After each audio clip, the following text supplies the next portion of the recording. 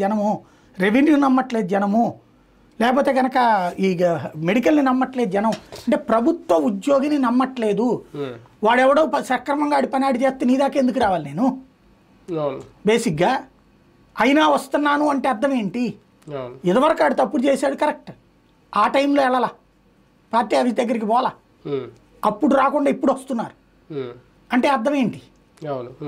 ఈ రోజున వచ్చే వాళ్ళందరూ ఎందుకోసం వస్తున్నారు? ఇవాళకి కూడా నువ్వు వ్యవస్థ సరిచేయకపోవడం వల్ల.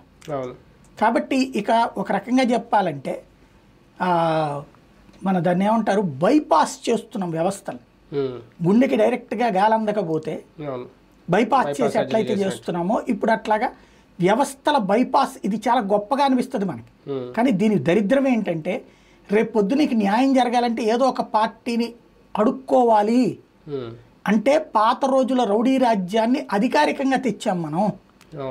ఈ సంగతి మిస్ అవుతున్నాం. కానీ భారతీయ జనతా పార్టీ అనేది ఒక జాతీయ పార్టీ, ఒక జనసేనకు టీడీపీ ప్రాంతీయ పార్టీలకి కలిపి అంటగట్టి ఆలోచించడం, ఒక సారథి లాంటి కార్యక్రమం పెట్టడం, ఒక విశాఖ